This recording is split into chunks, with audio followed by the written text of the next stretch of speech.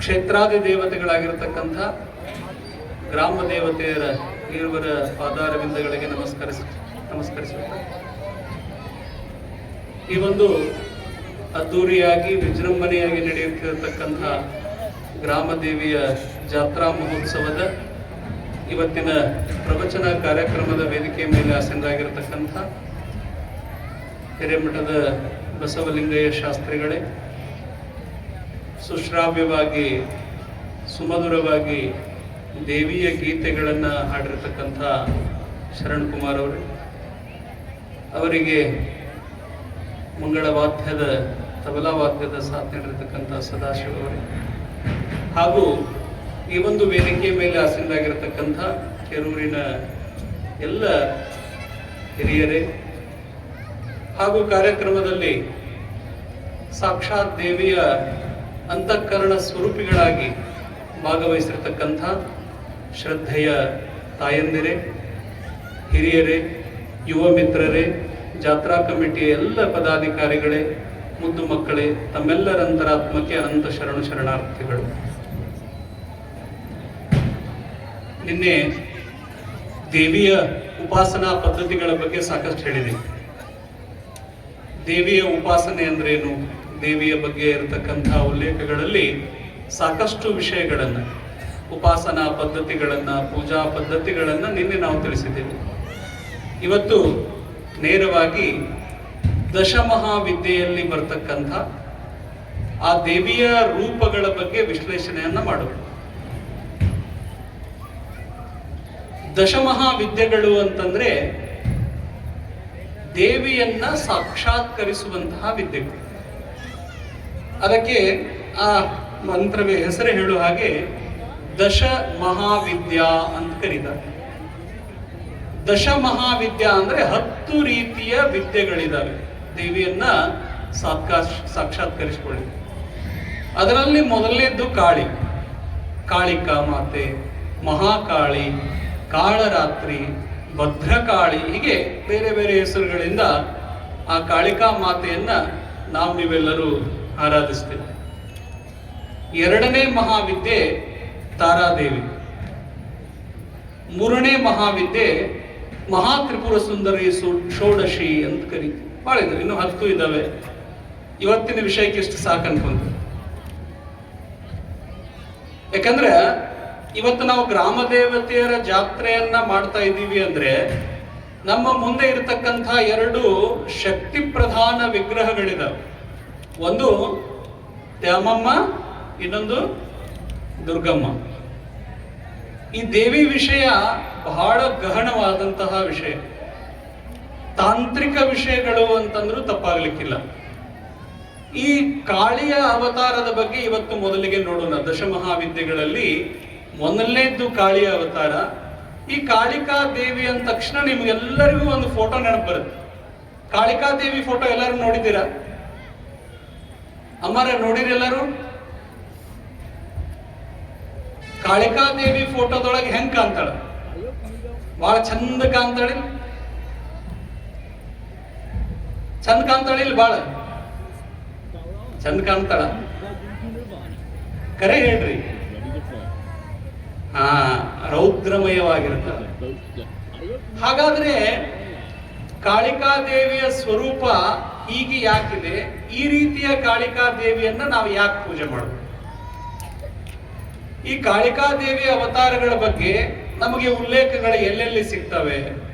ಯಾಕಂದ್ರೆ ಮನುಷ್ಯ ಯಾವಾಗಲೂ ಯಾವುದೇ ವಿಷಯ ಸಿಕ್ಕರೂ ಅದನ್ನ ಶೋಧನೆ ಮಾಡ್ತಾನೆ. ಇದನ್ನ ಯಾಕೆ ಹಿಂಗ್ ಮಾಡಬೇಕು ಎಲ್ಲ ಪ್ರಶ್ನೆಗಳನ್ನು ಮಾಡ್ಕೊಳ್ತಾನೆ. ಹಾಗೆ ಕಾಳಿಕಾ ದೇವಿಯ ಅವತಾರಗಳ ಬಗ್ಗೆ ನಮಗೆ ಮೊದಲಿಗೆ ಎಲ್ಲಿ ವಿಷಯಗಳು ಸಿಗ್ತವೆ ಅಂತ ಹೇಳಿ ನಾವು ಶೋಧನೆಯನ್ನ ಮಾಡಿದಾಗ ಸೃಷ್ಟಿಯ ಆದಿಯಿಂದಲೂ ಕಾಳಿಕಾ ದೇವಿಯ ಬಗ್ಗೆ ಸಾಕಷ್ಟು ಉಲ್ಲೇಖಗಳಿದ್ದಾವೆ. ಈ ಕಾಳಿಕಾ ದೇವಿಯ 8 ರೂಪಗಳನ್ನ ಅಥರ್ವಣ ವೇದ ಮತ್ತು ದಶಮಹಾವಿದ್ಯೆಗಳಲ್ಲಿ ನಾವು ಕಾಣ್ತೀವಿ. ತಾಂತ್ರಿಕ ವಿದ್ಯೆಗಳಿಗೆ ಪೂರಕವಾಗಿರತಕ್ಕಂಥ ವೇದ ಅಥರ್ವಣ ವೇದ. ಅವುಗಳಲ್ಲಿ ಕಾಳಿಕಾ ಮಾತೆಯ 8 ರೂಪಗಳ ಬಗ್ಗೆ ವಿಶ್ಲೇಷಣೆಯನ್ನ ಮಾಡಿದ್ದಾರೆ. ಅದರಲ್ಲಿ ನಾವೆಲ್ಲರೂ ಹೆಚ್ಚು ಆಚರಣೆ ಮಾಡ್ತಕ್ಕಂಥದ್ದು ದಕ್ಷಿಣ ಕಾಳಿ ಅಂತ ಕರಿತೀನಿ. ಸಮಯ ಬಾಳಿಲ್ಲ, 8 ಅವತಾರಗಳ ಬಗ್ಗೆ ಹೇಳೋದಿಲ್ಲ, ಕಾಳಿಕಾ 8 ರೂಪಗಳನ್ನ. ನಾವು ಮುಖ್ಯವಾಗಿ ಪೂಜಿಸ್ತಕ್ಕಂಥ ದಕ್ಷಿಣ ಕಾಳಿಯ ಬಗ್ಗೆ ನಾವು ಇವತ್ತಿನ ದಿವಸ ಚಿಂತನೆಯನ್ನ ಮಾಡಲಾಗಿ, ಈ ದಕ್ಷಿಣ ಕಾಳಿಯನ್ನ ನಾವು ನೀವೆಲ್ಲರೂ ಅತ್ಯಂತ ಶ್ರದ್ಧಾ ಭಕ್ತಿಯಿಂದ ಭಾರತ, ಶ್ರೀಲಂಕಾ, ಟಿಬೇಟ್, ಬಾಂಗ್ಲಾದೇಶ, ಪಾಕಿಸ್ತಾನದ ಹಿಂಗ್ಲಜ್ ಮಾತಾ ಅಂತೀವಿ. ಅಲ್ಲಿರ್ತಕ್ಕಂಥ ಶಕ್ತಿ ಪೀಠಗಳಲ್ಲಿ ಕಾಳಿ ರೂಪವನ್ನು ನಾವು ಆರಾಧಿಸ್ತೀವಿ. ಅಂದ್ರೆ ಆ ದೇವಿಯ ಕಾಳಿಕಾ ರೂಪವನ್ನ ಈ ಎಲ್ಲಾ ಭಾಗಗಳಲ್ಲಿ ಇವತ್ತಿಗೂ ಕೂಡ ನಾವು ಆರಾಧಿಸ್ತೀವಿ. ಹಾಗಾದ್ರೆ ಈ ಕಾಳಿಕಾ ದೇವಿಯ ರೂಪವನ್ನ ಚಿದಾನಂದ ಅವಧೂತರು, ಇವತ್ತಿನ ದಿವಸ ನಮ್ಮ ಪುರಾಣ ಪ್ರವಚನ ಚಿದಾನಂದ ಅವಧೂತರು ಬರೆದಿರ್ತಕ್ಕಂಥ ದೇವಿ ಮಹಾತ್ಮೆ, ಅದರೊಳಗೆ ಅವರು ರೂಪ ಹೇಳ್ತಾರೆ ಹೆಂಗಿದೆ ಅಂತ ಹೇಳಿ. ರಾಕ್ಷಸರ ಸಂಹಾರವನ್ನ ಮಾಡುವ ಸಂದರ್ಭದಲ್ಲಿ ದೇವಿ ಘೋರ ರೂಪವನ್ನ ತಾಳಬೇಕಾಗಿ ಬಂದಾಗ ಆಕೆ ಯಾವ ರೀತಿಯ ರೂಪವನ್ನ ಧಾರಣೆ ಮಾಡ್ತಾಳ ಅನ್ನೋದನ್ನ ದೇವಿ ಪುರಾಣದೊಳಗ, ದೇವಿ ಮಹಾತ್ಮೆಯೊಳಗ ಚಿದಾನಂದ ಅವಧೂತರು ವರ್ಣನೆ ಮಾಡಿದ್ದಾರೆ. ಮಾರ್ಕಂಡೇಯ ಪುರಾಣದಲ್ಲಿ ಮಾರ್ಕಂಡೇಯ ಋಷಿಗಳು ಆ ರೂಪಗಳ ಬಗ್ಗೆ ವರ್ಣನೆಯನ್ನು ಮಾಡಿದ್ದಾರೆ. ಈ ದೇವಿಯ ರೂಪದಲ್ಲಿ ಹೇಳ್ತಾರೆ ಅವರು, ಕೋಪವೇರಿತು ಮುಖಕ್ಕೆ ಬಹುಶಿಖಿ ರೂಪಳಾದಳು, ದೇಹ ಮಸಿವರ್ಣಾಪರಿಯ ತೋರಲಿಕೆ ಗಂಟಿಕ್ಕಲಿಕೆ ಹುಬ್ಬುಗಳು, ರೂಪ ಘೋರಿಲೆ ಕುಣಿಯ ಭ್ರೂಪಣಿ ಆ ಪರಿಯನೇನೆಂಬೆ ಕಾಳಿಯ ರೂಪವಾದಳು ಮಹಾಕರಾಳದ ವದನದಲ್ಲಿ ಎಂದ ಅಂತ ಹೇಳ್ತಾರೆ.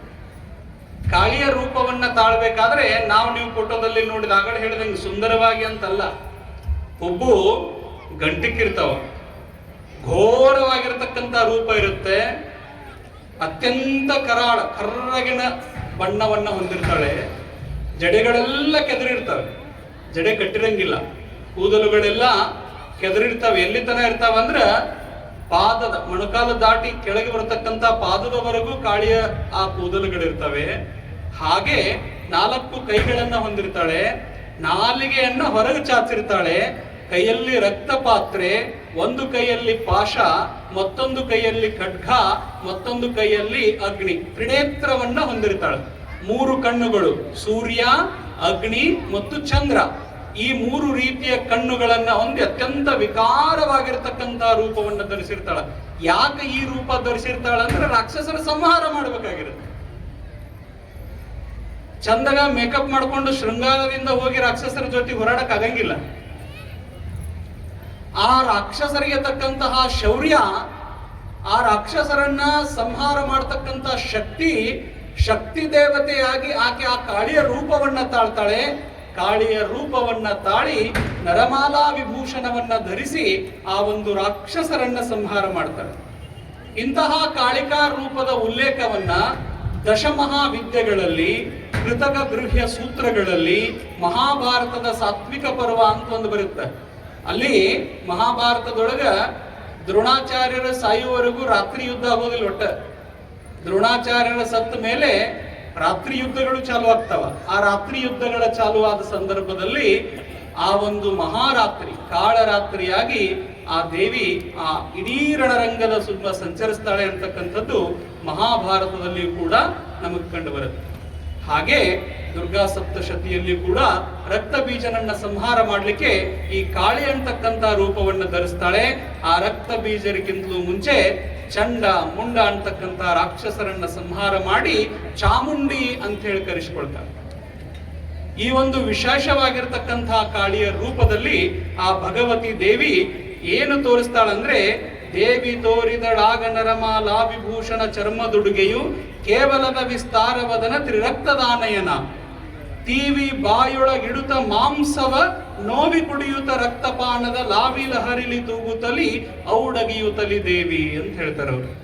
ಅಂದ್ರೆ ಇಡೀ ರಣರಂಗದಲ್ಲಿ ರಾಕ್ಷಸರನ್ನ ಸಂಹಾರ ಮಾಡ್ತಾ, ಮಾಂಸವನ್ನ ಬಾಯೊಳಗಿಡ್ತಾ, ರಕ್ತವನ್ನ ಕುಡಿಯುತ್ತಾ ರಾಕ್ಷಸರನ್ನ ಸಂಹಾರ ಮಾಡ್ತಾ ದೇವಿ ನರಮಾಲಾ ವಿಭೂಷಣಳಾಗಿ ಚರ್ಮ ದುಡುಗೆಯನ್ನ ಧರಿಸಿ ಇಡೀ ರಣರಂಗದಲ್ಲಿ ಸಂಚಾರ ಮಾಡ್ತಾಳೆ. ಈ ರೀತಿಯಾಗಿರ್ತಕ್ಕಂಥ ಕಾಳಿಕಾ ದೇವಿಯನ್ನ ಭಕ್ತರು ಕಾಳಿಕಾ ಮಾತೆ ಅಂತ ಹೇಳಿ ಧ್ಯಾನ ಮಾಡ್ಬೇಕು. ನಾವು ಕಾಳಿಕಾ ಮಾತೆಯನ್ನ ನೋಡಿದ ತಕ್ಷಣ ಯಾರಿಗೂ ಭಯ ಆಗಂಗಿಲ್ಲ ಹೇಳ್ರಿ? ಎಲ್ಲರಿಗೂ ಭಯ ಆಗತ್ತೆ. ಅದ್ರೊಳಗೆ ನೀವು ಎಲ್ಲರೂ ಬಹಳ ಒಂದು ಫೋಟೋ ಗಮನಿಸಿರ್ಬಹುದು, ಬಹಳ ಮಂದಿ ಮನೆಗೂ ಇರಬಹುದು. ಕಾಳಿಕಾ ದೇವಿಯ ರೂಪ ಇರುತ್ತೆ, 18 ಭುಜಗಳು, ರುಂಡ ಮಾಲೆಯನ್ನ ಧರಿಸಿರ್ತಾಳೆ. ಕೆಳಗಡೆ ಪಾದದ ಕೆಳಗಡೆ ಪರಮೇಶ್ವರ ಇರ್ತಾನೆ. ನೋಡಿರಿ ಫೋಟೋ, ನೋಡಿರಿಲ್ಲ? ನಾ ಹೇಳೋ ವಿಷಯ ಅರ್ಥ ಆಗತ್ತಾನೆ ಇಲ್ರಿ? ಹಾ, ಹ್ಞೂ ಅನ್ರಿ. ಮತ್ತೆ ನೀವು ಗಪ್ ಕುಂತೀರಂದ್ರ ಬಹುಶಃ ಪ್ರಸಾದ ಟೈಮ್ ಭಾಳ ಆಗೈತಿ, ಸ್ವಾಮಿಯವ್ರ ಮ್ಯಾಗ ಸಿಟ್ಟಿಗೆ ಕುಂತಾರಂತ ನಾವು ತಿಳ್ಕೊಬೇಕಾಗತ್ತೆ. ಆ ಫೋಟೋ ನೋಡಿರಿ ಎಲ್ಲರೂ? ಪರಮೇಶ್ವರನ ಎದೆಯ ಮೇಲೆ ಕಾಲಿಟ್ಟು ನಿಂತಿರ್ತಕ್ಕಂತ ಭದ್ರಕಾಳಿಯ ಫೋಟೋವನ್ನ ನೋಡಿರಿ. ಯಾಕೆ ಪರಮೇಶ್ವರನ ಎದೆ ಮೇಲೆ ಕಾಲಿಟ್ಲು ದೇವಿ? ಎಲ್ಲರಿಗೂ ಒಂದು ಸಂಶಯ ಮೂಡ್ತದಲ್ಲ. ಪರಮೇಶ್ವರ ಆ ಕಾಳಿಕೆಯ ಗಂಡ, ಹೌದಾ? ಪಾರ್ವತಿ ದೇವಿಯ ಗಂಡ ಪರಮೇಶ್ವರ. ಆ ಪರಮೇಶ್ವರನ ಎದೆಯ ಮೇಲೆ ಆ ಕಾಲಿಟ್ಟತಕ್ಕಂತ ಕಾಳಿಯ ಫೋಟೋವನ್ನ ನೋಡಿದಾಗ ಎಲ್ಲರಿಗೂ ಭಾಸವಾಗುತ್ತೆ, ಇದು ಏನಪ್ಪಾ ವಿಶೇಷ ಅಂತಕ್ಕಂಥ ಪ್ರಶ್ನೆ ನಮ್ಮೊಳಗೆಲ್ಲರಿಗೂ ಮೂಡುತ್ತೆ. ಸಾಮಾನ್ಯವಾಗಿ ಸಾಕಷ್ಟು ಜನರ ಮನೆಯಲ್ಲಿ ಈ ಕಾಳಿಕಾ ದೇವಿಯ ಫೋಟೋವನ್ನು ನಾವು ಕಾಣ್ತೇವೆ.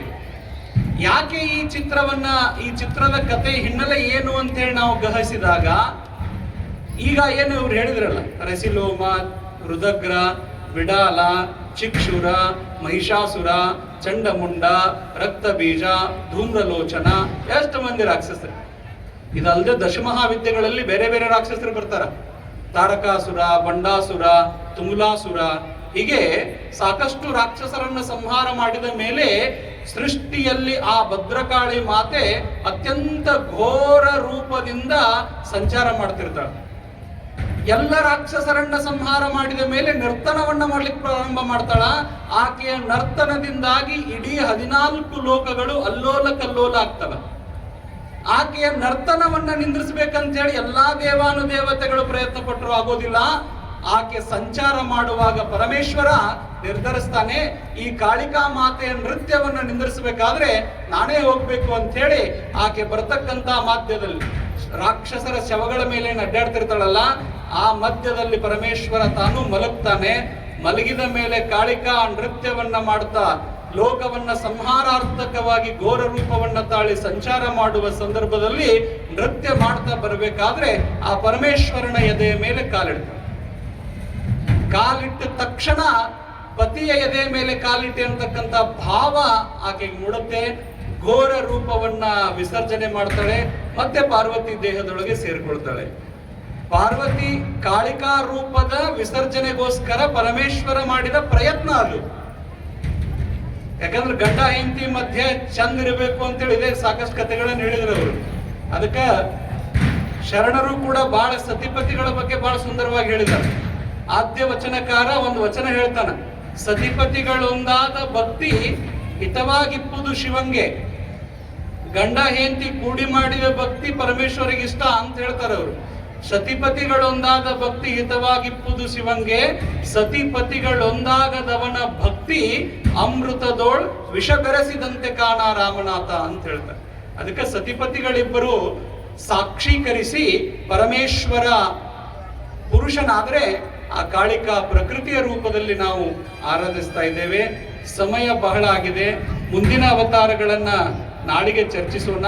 ಬಹು ಮುಖ್ಯವಾಗಿರ್ತಕ್ಕಂಥ ಒಂದು ವಿಷಯ, ಈ ಶಕ್ತಿ ಸ್ವರೂಪಿಣಿಯಾಗಿರ್ತಕ್ಕಂಥ ದುರ್ಗಾದೇವಿ, ದ್ಯಾಮಮ್ಮ ದೇವಿಯ ಕುರಿತಾಗಿರ್ತಕ್ಕಂಥ ಜಾತ್ರಾ ಸಂದರ್ಭದಲ್ಲಿ ನೀವೇನು ಶಕ್ತಿ ಸ್ವರೂಪಿಣಿಯರಾಗಿ ಬಂದಿದ್ದೀರಲ್ಲ, ನಿಮ್ಮೆಲ್ಲರಲ್ಲಿ ಒಂದು ಮನವಿ ಇದೆ ಜಾತ್ರಾ ಕಮಿಟಿಯ ಪರವಾಗಿ. ಬಹಳ ಲಕ್ಷ ಕೊಟ್ಟು ಕೇಳ್ರಿ, ವಿಶೇಷವಾದ ಮನವಿ ಐತದು. ಏನಂತಂದ್ರ, ಜಗತ್ತಿಗೆ ಅನ್ನವನ್ನ ಕೊಡುವಂತ ಶಕ್ತಿ ಅನ್ನಪೂರ್ಣೇಶ್ವರಿ. ಹೌದಾ? ಹೌದಲ್ಲ? ಹೌದನ್ರೊಮ್ಮೆ? ಹಂಗ ಮತ್ ನಮಗ್ ಲಕ್ಷ್ಯ ಬರಂಗಿಲ್ಲ ಹೇಳಕ್. ಜಗತ್ತಿಗೆ ಅನ್ನವನ್ನ ಕೊಡುವಂತ ಶಕ್ತಿ ಇರೋದು ಯಾರಿಗೆ? ಅನ್ನಪೂರ್ಣೇಶ್ವರಿ. ಮನೆಯಲ್ಲಿ ಅನ್ನಪೂರ್ಣೇಶ್ವರಿ ಸ್ವರೂಪಿ ಯಾರು? ತಾಯಿ. ಎಲ್ಲಾ ತಾಯಂದ್ರ ಇಲ್ಲಿ ಇದೀರಿ. ಜಾತ್ರಾ ಕಮಿಟಿಯವರು ಒಂದು ವಿಚಾರ ಏನ್ ಮಾಡ್ಯಾರಂದ್ರ, ಬರುವ ಶುಕ್ರವಾರ ಏನ್ ಅಮ್ಮನಿಗೆ ನೈವೇದ್ಯ ಕೊಡುವಂತ ಕಾರ್ಯಕ್ರಮ ಐತಲ್ಲ, ಅವತ್ತ ನಮ್ಮ ಊರಿನ ಜಾತಿ, ಮತ, ಪಂಥ, ಪಂಗಡ, ಆಸ್ತಿ, ಅಂತಸ್ತು, ಶ್ರೀಮಂತ, ಬಡವ, ಬಲ್ಲಿದ ಯಾವ ಭೇದಗಳು ಇರಲಾರ್ದೆ, ಯಾರು ಭೇದ ಭಾವಗಳನ್ನ ಮಾಡ್ಲಾರ್ದೆ ಪ್ರತಿಯೊಂದು ಮನೆಯಿಂದಲೂ ಕೂಡ ಪ್ರಸಾದಕ್ಕಾಗಿ ಕರಗಡಬುಗಳು ಬರಬೇಕು ಅಂತ ಅವರ ಆಸೆ ಇದೆ.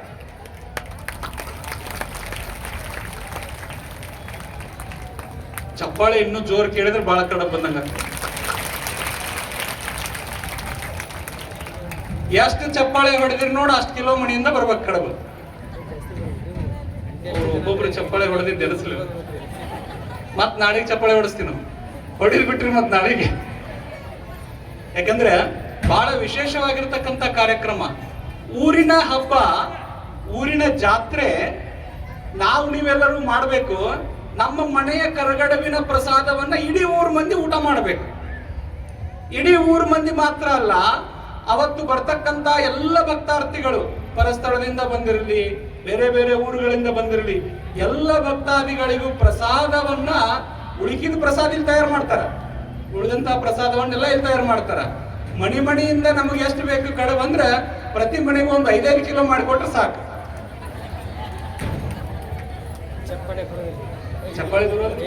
ಚಪ್ಪಾಳೆ ಹೊಡಿರ. ನಿಮ್ಮ ಶಕ್ತಿಯಾನುಸಾರ ಆ ಜಗನ್ಮಾತೆ ಪ್ರಸಾದಕ್ಕಾಗಿ ದಯವಿಟ್ಟು ಎಲ್ಲಾ ತಾಯಂದಿರು ಶ್ರದ್ಧೆಯಿಂದ ಕರಗಡವನ್ನ ಅತ್ಯಂತ ಮಡಿಯಿಂದ ತಯಾರು ಮಾಡ್ರಿ, ಭಕ್ತಿಯಿಂದ ತಯಾರು ಮಾಡ್ರಿ. ಆಗಳೇ ಅವ್ರು ಹೇಳಿದ್ರಲ್ಲ, ಬಿಸಿ ರೊಟ್ಟಿ ಬಡದಿದ್ದಕ್ಕೆ ರೊಕ್ಕ ಕೊಡುದು ಅಂತ. ಅವನು ಬಿಸಿ ರೊಟ್ಟಿ ಅವ್ರು ಬಡದಾಗ ರೊಕ್ಕ ಕೊಡುದು ಅಂತ. ನೀವು ಕರಗಡಬ್ ಮಾಡಿದ್ದಕ್ಕೆ ಇಡೀ ನಿಮ್ಮ ಮನೆತನ 3-4 ತಲೆಮಾರಿಗೆ ಆಗುವಷ್ಟು ದೇವಿ ಅನುಗ್ರಹ ನಿಮಗೆ ಮಾಡ್ಬೇಕು. ಆ ಭಕ್ತಿಯ ದಶೆಯಿಂದ ನೀವು ಕರಗಡಬುಗಳನ್ನ ಶುಕ್ರವಾರ ದಿವಸ ಮಾಡಿ ತಂದು ಕೊಡ್ಬೇಕು. ಬೆಳಗ್ಗೆ ಬೇಗ ಮಾಡಿ ತಂದು ಕೊಡ್ಬೇಕು. ಮತ್ತ ಮಧ್ಯಾಹ್ನ 1:30-2 ಮ್ಯಾಗಲ್ಲ, ಬೆಳಗ್ಗೆ ಎದ್ದ ತಕ್ಷಣ ಸ್ನಾನಾದಿಗಳನ್ನ ಮಾಡಿ ನೀವು ನೈವೇದ್ಯ ಕೊಡ್ಬೇಕು. ಹೆಂಗಿದ್ರು ದೇವಿಗೆ ನೈವೇದ್ಯದ ಜೊತೆಗೆ ಪ್ರಸಾದಕ್ಕಾಗಿ ಪ್ರತಿ ಮನೆಯಿಂದಲೂ ಎಲ್ಲರಿಗೂ ಹೇಳಿದ್ ನಾನು, ಜಾತಿ ಮತ ಪಂಥ ಪಂಗಡ ಅಂತಸ್ತು ಬಡವ ಬಲ್ಲಿದ ಜ್ಞಾನಿ ಅದು ಏನೂ ಇಲ್ಲ, ಭೇದ ಭಾವ. ಗ್ರಾಮ ದೇವತೆಗೆ ಎಲ್ಲರೂ ಮಕ್ಕಳು ನಾವು. ಆ ಗ್ರಾಮ ದೇವತೆಯ ಜಾತ್ರೆಗೋಸ್ಕರ ನಮ್ಮೆಲ್ಲರ ಮನೆಯಿಂದ ಕರಗಡಬುಗಳು ಬರಬೇಕು. ಆ ಕರಗಡಬಿನ ಪ್ರಸಾದವನ್ನ ಎಲ್ಲ ತಾಯಂದಿರು ಉಣಬೇಕು. ಹಾಗೂ ಅವತ್ತಿನ ಕಾರ್ಯಕ್ರಮಗಳು ಏನೇನಿದಾವೆ ಅವೆಲ್ಲ ಸೂಚನೆಗಳನ್ನ ಆ ಕಮಿಟಿಯ ಪದಾಧಿಕಾರಿಗಳು ನೀಡ್ತಾರ.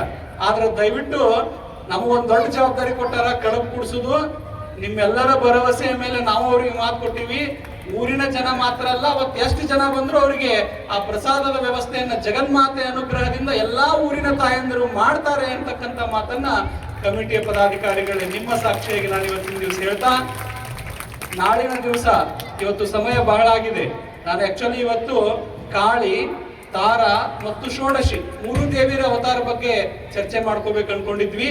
ಸಮಯ ಬಹಳ ಆಗಿರೋದ್ರಿಂದ ಆ ಮುಂದಿನ ಅವತಾರಗಳ ಬಗ್ಗೆ ಮುಂದಿನ ದಿನಮಾನಗಳಲ್ಲಿ ಚರ್ಚೆಯನ್ನ ಮಾಡೋಣ ಅಂತಕ್ಕಂಥ ಮಾತನ್ನ ಹೇಳಿ ತಮ್ಮೆಲ್ಲರಿಗೂ ವಂದಿಸಿ ನನ್ನೆರಡು ಮಾತಿಗೆ ವಿರಾಮ ಹೇಳ್ತೀನಿ. ನಮಸ್ಕಾರ ಬಂಧುಗಳು.